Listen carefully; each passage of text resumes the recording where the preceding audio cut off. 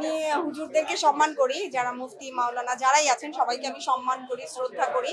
তাদেরকে নিয়ে আমি কোনো আমি চাই না কোনো কটূক্তি হোক, বিকজ এই পেশাটা খুবই সম্মানজনক, আমি সম্মান করি অনেক। আমার খুবই ভালো লাগছে বিকজ আজকে বাংলাদেশে এই প্রথম মেকআপ আর্টিস্ট অ্যাসোসিয়েশনের এত বড় জমকালো করে প্রোগ্রাম হলো। ইনশাআল্লাহ নেক্সট টাইম আমরা আরো এই প্রোগ্রামটাকে ইন্টারন্যাশনাল প্ল্যাটফর্মে দেখতে চাই। আর আমার খুবই ভালো লাগছে বিকজ মেকআপ আর্টিস্ট ছাড়া আমরা আর্টিস্ট জগতে আমরা যারা আর্টিস্ট আছি আমরা অচল।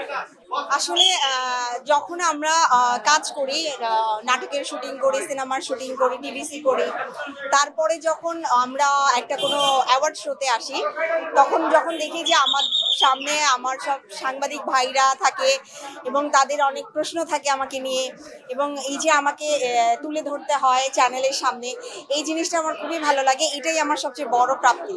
আমার কাছে মনে হয় যারা আমাকে নিয়ে আলোচনা সমালোচনা যেটাই করুক, তারা অবশ্যই আমাকে মন থেকে ভালোবাসে।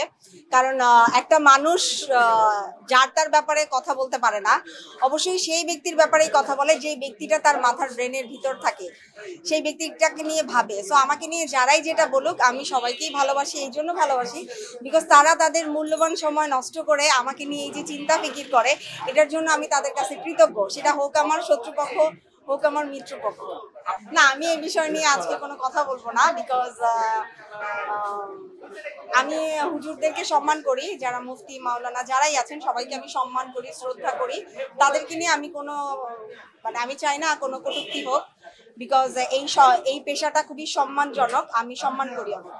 বড় করে প্রোগ্রাম হলো, যে প্রোগ্রামে বাংলাদেশের সব আর্টিস্টরা এসছে। এত গরমের এতটাই গরম পরিবেশ হয়ে গিয়েছে, তারপরেও সবাই আসছে। তার মানে আমরা সবাই মেকআপ আর্টিস্টদের অনেক ভালোবাসি।